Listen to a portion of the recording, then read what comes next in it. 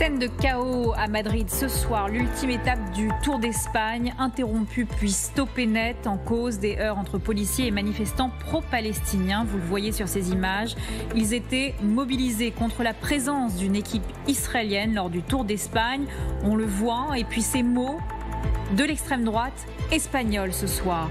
Une honte internationale, un vrai sujet de division entre l'extrême gauche et l'extrême droite espagnole. C'est ce que nous allons voir avec notre invité de ce soir. Bonsoir Dominique Régnier. Bonsoir Margot Haddad. Vous êtes la parfaite personne pour nous expliquer ce qu'il se passe actuellement en Espagne. Pourquoi tout d'abord l'Espagne est-elle autant engagée dans la cause palestinienne ? Il y a une longue histoire depuis la chute du franquisme du côté de la classe politique espagnole, en particulier à gauche, et d'une manière générale, un soutien très fort de la cause palestinienne. C'est ce qui est d'ailleurs surprenant dans l'événement que vous rapportez, Margot Haddad. Nous ne sommes pas très loin d'une sorte de moment de vérité sur la question de l'État palestinien. Et le fait que dans cette course cycliste très populaire en Espagne, la Vuelta, le fait qu'il y ait sur dans la course même cette opération d'interruption et de blocage a sans doute des effets sur l'opinion espagnole qui sont très négatifs. C'est une première remarque. D'autre part, on comprend mal la rationalité de cette action qui ne peut pas servir une cause que le gouvernement espagnol défend déjà beaucoup. Donc il n'y a pas d'apport là. Et puis en plus, le ressort que vous avez rappelé dans votre introduction, l'opposition à la présence d'une équipe israélienne, c'est à la fois choquant et c'est aussi très inquiétant pour la suite de l'idée palestinienne, parce que ça renforce, au fond, chez ceux qui doutent de la faisabilité d'un État palestinien, ça renforce l'idée qu'il n'est pas question de coexister, mais qu'il est question de prendre la place. Au fond, c'est la question qui est suspendue.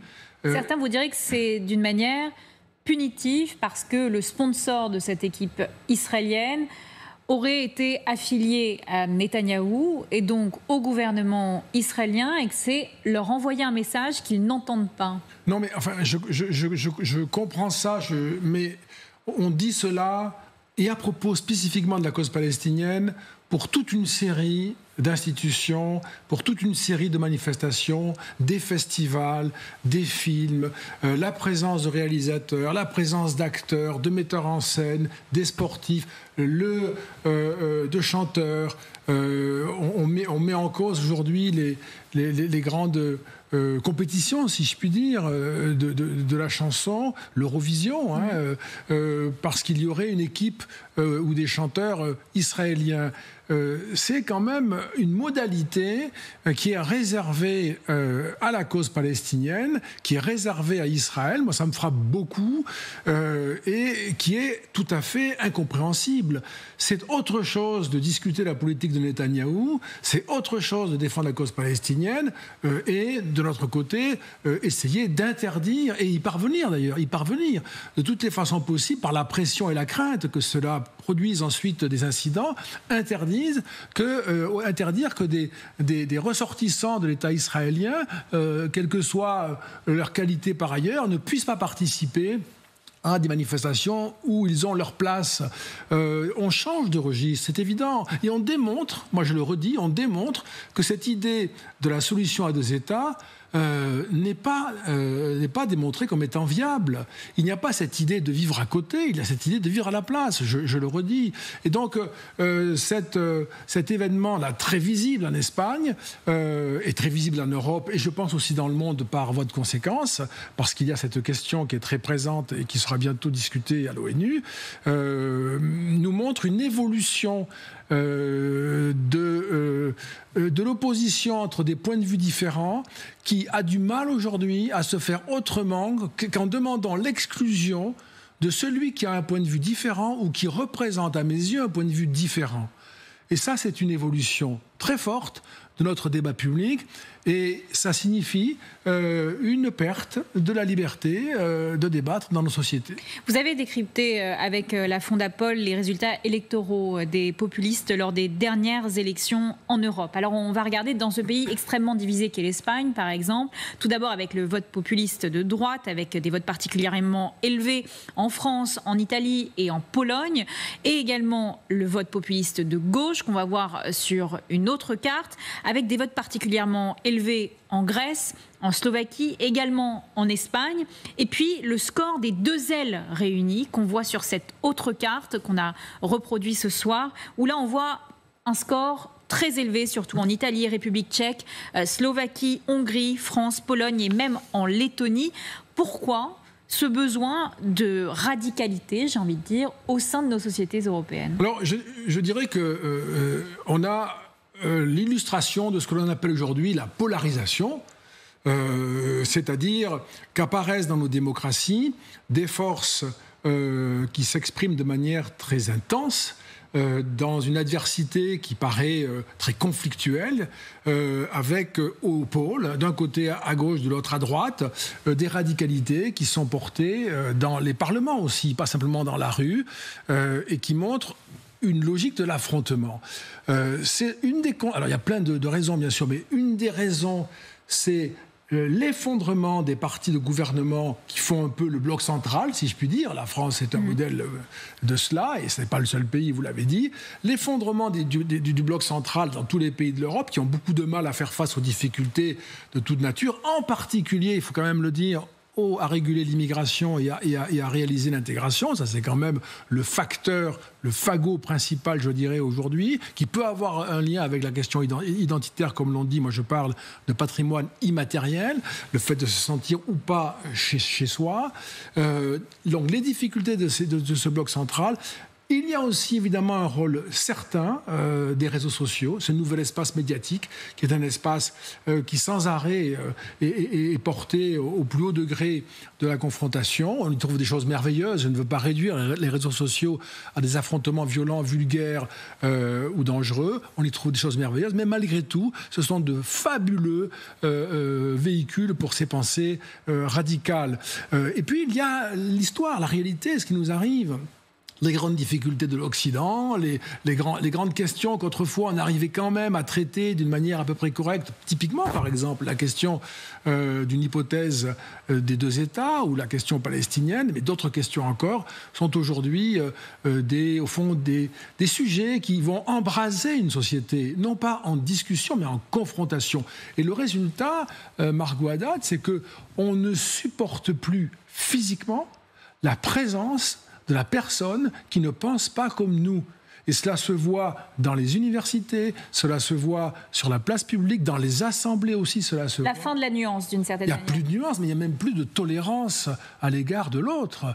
On ne le tolère plus. Il doit, au fond, disparaître. Que les téléspectateurs qui seraient sceptiques regardent un peu, parce que c'est vraiment ce qui est en train de se passer. Hein. Et l'étape suivante, c'est inévitablement, puisque le langage ne peut pas nous réunir, même dans un désaccord, on peut être en désaccord et être ensemble, évidemment, heureusement, c'est ça qui fait une société harmonieuse. Le langage n'y parvenant plus, ce sont les émotions qui prennent le dessus, et les émotions ne se raisonnent pas par définition. Et si ce n'est pas le langage, mais les émotions, nous allons passer à la violence. Et là, on le voit déjà en Espagne. Et le parti Vox, le parti populiste espagnol, il est né en 2013. Moi, je travaille depuis longtemps sur le populisme. Il n'y avait pas de parti populiste de droite en Espagne depuis 2013. Comme au Portugal, Chega, il y a Vox en Espagne. Et Vox est en train de progresser dans les intentions de vote. Et là, ce que l'on a vu avec les cartes, elles passaient vite, elles sont très riches, mais c'est très bien, je suis heureux qu'on les ait vues. On ne se rend pas compte que le populisme représente aujourd'hui la force principale en Europe. Le populisme de droite le domine largement. Il est à peu près 3 fois plus important que le populisme de gauche. Donc la droite en Europe, c'est le populisme, et la droitisation de l'Europe, c'est aussi, à travers le populisme, sa radicalisation. C'est cela qui est en train de se passer au cœur aujourd'hui de l'Europe, que ce soit d'ailleurs les pays membres ou le Royaume-Uni et la Norvège, qui ne font pas exception, quoique n'étant pas ni dans l'euro ni dans l'Europe. La Norvège, vous en parlez, c'est surtout les jeunes qui ont mené cette droitisation au pouvoir. Qu'en est-il des jeunes dans tout cela? Vous avez mené une enquête avec la Fondapol et vous vous êtes rendu compte que beaucoup de jeunes rêvent en fait de retrouver un pouvoir autoritaire. Il y a une reconsidération, disons, des valeurs fondamentales, un pouvoir qui répond devant un conseil constitutionnel, un état de droit qui limite ce que peut faire un pouvoir, une assemblée qui peut renverser ou contrôler un pouvoir, la nécessité de faire des compromis, tout cela prend du temps. Tout ça sont des figures de la politique qui échouent. Apparemment, voyez, alors que c'est évidemment ça, la politique libérale démocratique. Eh bien, il y a une espèce de rêve tout à fait déraisonnable, dangereux, c'est peu de le dire, et qui repose aussi sur beaucoup d'ignorance. C'est une espèce de mythe, au fond, du chef, de l'homme.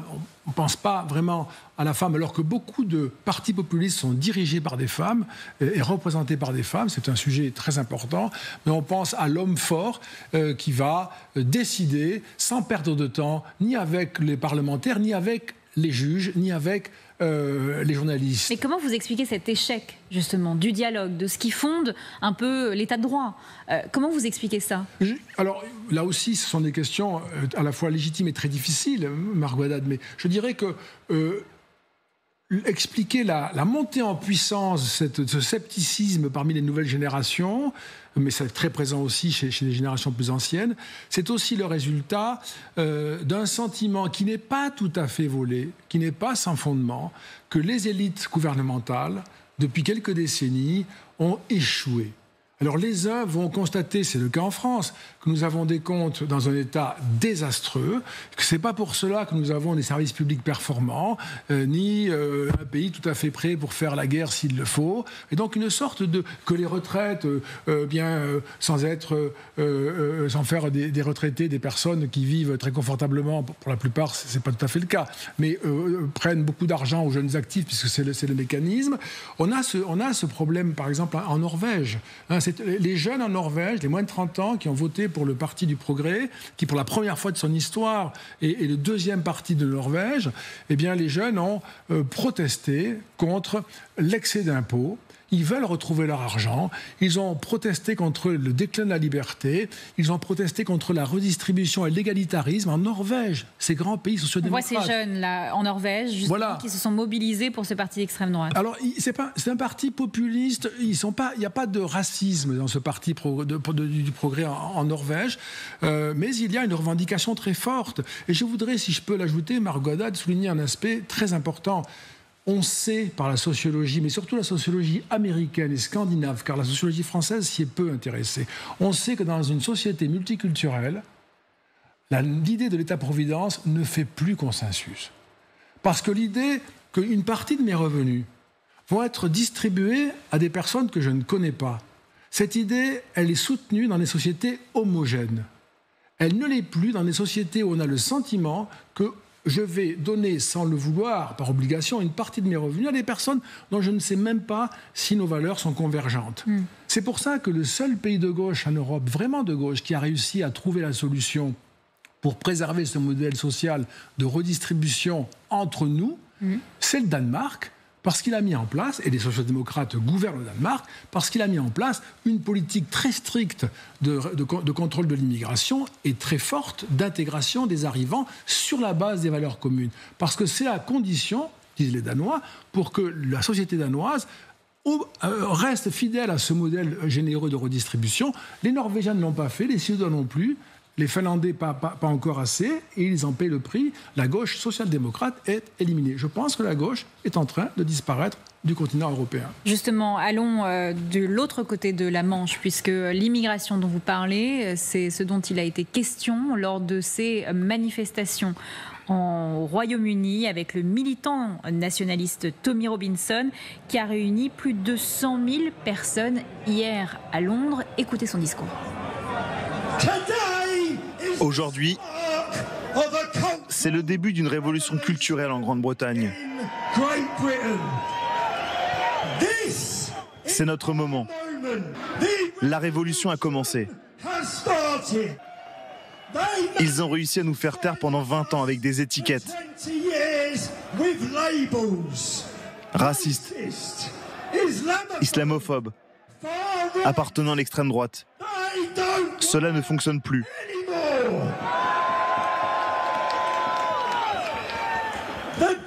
La digue a bel et bien cédé. Manifestation dite pour la liberté d'expression, mais la question de l'immigration reste tout de même en premier plan de ces mobilisations au Royaume-Uni. Il touche du doigt quelque chose tout de même, Tony Robinson, dans cette vidéo. Il dit « les étiquettes ne fonctionnent plus. Oui. On peut nous taxer de racistes, de tout ce qu'on veut. Les gens n'écoutent plus ça. Ils veulent tellement un changement qu'ils sont capables d'outrepasser ces étiquettes-là. » Oui, c'est quand même lié la liberté d'expression et l'immigration, puisque le reproche qui est fait, notamment par Tony Robinson, le reproche qui est fait, c'est qu'on ne peut pas critiquer l'immigration sans être qualifié d'extrême droite, de danger pour la démocratie, etc. Et c'est cette espèce au fond, de règle implicite qui s'est installée en Europe, qui est remise en question, et au Royaume-Uni par l'orateur. Il faut quand même signaler qu'au Royaume-Uni, parce qu'on peut se tromper si on compare avec la France, on ne manifeste pas à ce point si souvent. C'est pas comme ici. Hein. En France, on peut avoir des manifestations avec 100 000, 200 000. On est un peu habitué. Voilà. Mais là, c'est quand même une manifestation qui est très réussie de ce point de vue-là, compte tenu de la tradition manifestante du Royaume-Uni. Mais c'est cette idée-là, si vous voulez. Et alors, le malheur, c'est que ces qualificatifs extrême droite, ce sont des réalités. Cela peut s'appliquer. Mais si maintenant, parce que peut-être on les aurait trop employés ou employés pour disqualifier quelqu'un dans une bagarre politique, on a le résultat qui est prévisible, qui était prévisible, c'est qu'ils n'ont plus d'efficacité. Et nous pouvons même avoir à un moment donné des personnes qui vont dire « Oui, mais moi ça me va, je suis d'extrême droite puisque vous me le dites depuis 10 ans, alors que je n'en avais pas le sentiment, mais si c'est ça, eh bien voilà. » Donc il y a eu un problème aussi pour régler le langage défensif dans le monde démocratique. Et surtout depuis toutes ces années, parce que ça a commencé... moi, j'ai une date qui est le 20 avril 1968. C'est le discours prononcé par Enoch Powell sur ce problème-là. Il a été aussitôt blacklisté. Donc ça fait, au fond...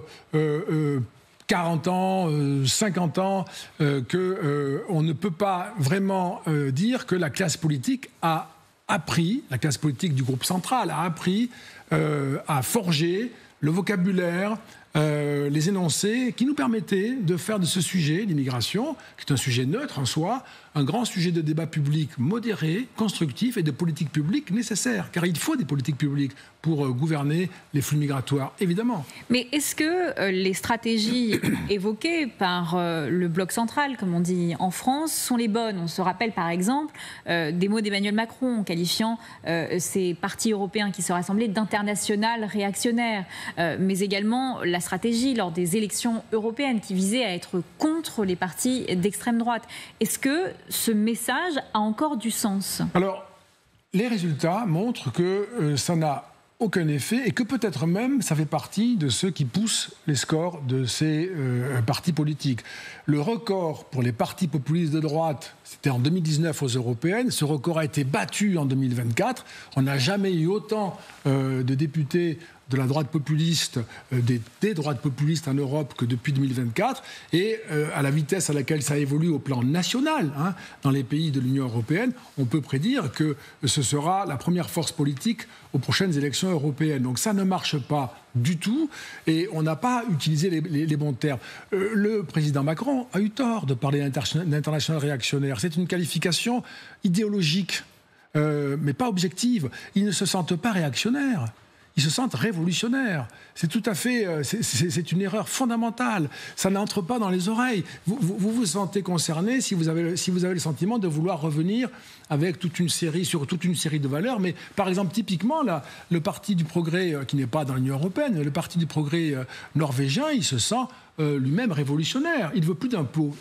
On voudrait qu'on ne soit plus imposé, on voudrait de la liberté, on veut moins de gouvernement, voyez, etc. Donc ce n'est pas du tout réactionnaire.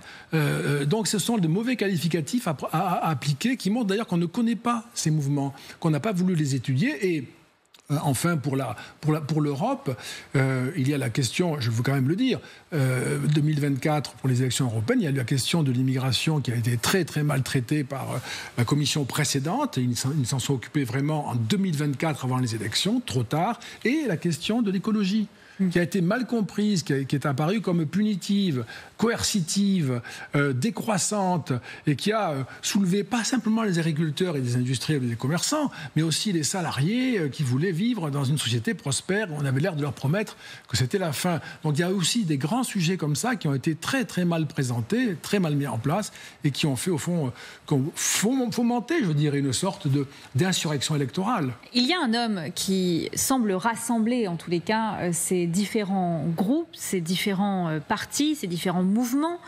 C'est un homme américain que l'on voit souvent dans les meetings ces derniers temps. C'est Elon Musk, regardez.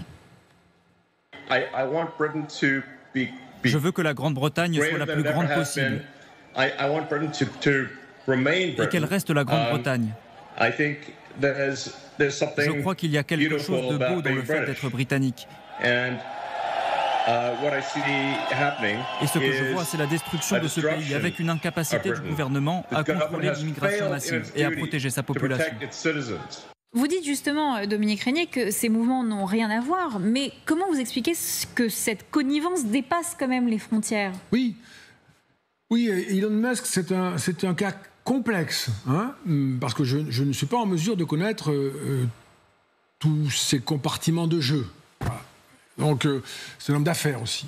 Mais en tout cas, ce que ça nous dit, à tout le moins, c'est qu'il ne s'agit pas simplement de l'Union européenne, il ne s'agit pas simplement du Royaume-Uni, puisque c'était l'objet ici, il s'agit aussi d'un sentiment qui est partagé de menaces existentielles, civilisationnelles. C'est un thème qui, à bas bruit, s'est installé. On avait la théorie de Huntington il y a une vingtaine, trentaine d'années sur le conflit, le clash des civilisations, le conflit entre les civilisations. Il y a quelque chose comme cela qui s'est mis en place. L'idée en particulier que la civilisation occidentale, pas simplement européenne, serait menacée par, au fond, des divisions internes, un effondrement interne, mais aussi par une adversité d'autres puissances, un autre monde.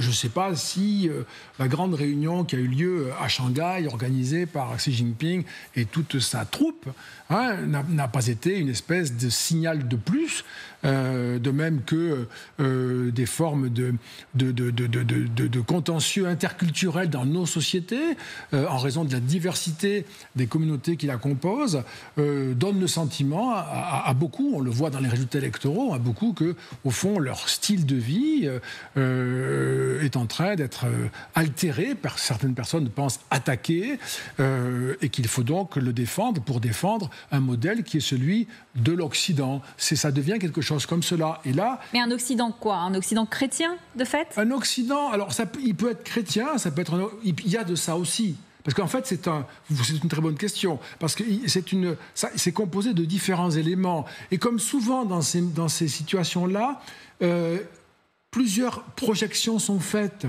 Certains vont projeter le christianisme, d'autres vont projeter des valeurs libérales, d'autres vont projeter des histoires et des traditions nationales et collectives, un passé commun, vous voyez, et tout. Et parfois, il y a des projections qui sont faites, plusieurs sont faites par des mêmes groupes. J'espère que ce que je dis est clair. Chacun au fond, projette sur cet écran sa propre vision de son propre deuil.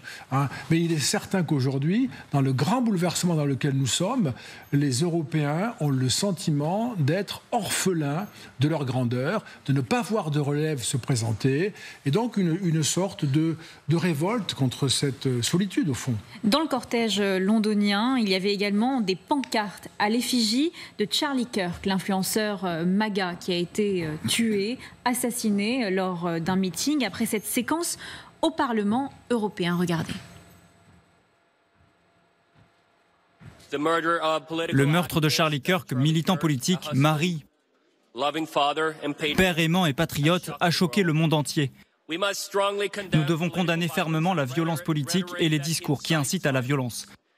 Je vous invite à vous joindre à moi pour honorer sa mémoire par 1 minute de recueillement et de prière. Et je cède le reste de mon temps de parole pour 1 minute de silence.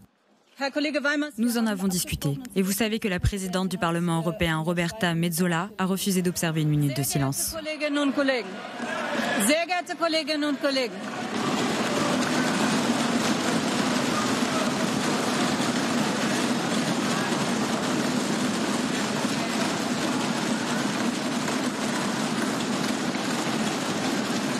Cette division dont vous parlez, elle est frappante dans cette séquence. Non, c'est incroyable. Comment vous expliquez qu'il y ait eu autant de divisions sur Charlie Kirk ? C'est le vrai drame. Enfin, le drame, c'est la mort de cet homme. Et le drame, c'est aussi celui qui a provoqué sa mort. Un tout jeune homme qui a, d'une certaine manière, détruit sa propre existence aussi. Là, ce que nous voyons, c'est un peu le résumé de cette histoire. C'est-à-dire que on ne comprend pas qu'on puisse assassiner quelqu'un parce qu'il a dit. Moi, j'ai regardé un peu les déclarations de Charlie Kirk. On trouve une phrase ou deux qui sont vraiment des phrases qu'il n'aurait pas dû prononcer, dont une a un caractère raciste, mais c'est plutôt une maladresse, je trouve. Enfin, vraiment, ça a un caractère raciste. C'est plutôt un orateur très conservateur et qui ne rejetait pas le débat. Donc, le fait de l'assassiner vous montre à quel point on est sensible à la différence idéologique aujourd'hui et à quel point on n'est pas en désaccord, mais on ne tolère plus la présence de l'autre. Mais il y a aussi des réactions à sa mort qui ont provoqué une espèce de... qui ont révélé un malaise profond, c'est-à-dire qu'on a cherché les raisons qui pouvaient justifier sa mort de cette manière, y compris chez ceux qui dénoncent, bien sûr, cet assassinat. En particulier, je dirais, dans une espèce de monde progressiste ou de gauche, on dit oui, c'est pas bien, mais enfin, il y a quand même des problèmes dans ce qu'il a dit. Donc on perd même la valeur de ce geste et sa gravité extrême. Et puis, moi, je suis très étonné qu'on ait demandé une minute de silence, qui n'a pas été obtenue, bien sûr. Hein, mais c'est une façon de nous placer tous dans le même espace public. C'est un espace commun. Et devant un choix également. Oui, mais c'est un espace occidental. C'est-à-dire qu'on fait une minute de silence, on l'avait déjà fait pour une question américaine là aussi, mais de traitement par la police américaine de personnes interpellées, George Floyd.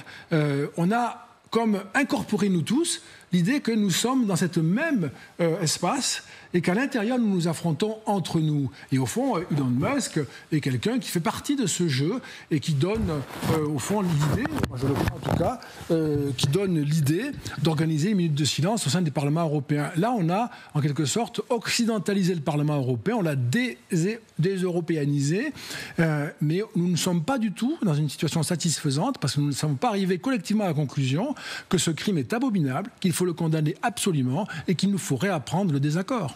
Merci Dominique Régnier.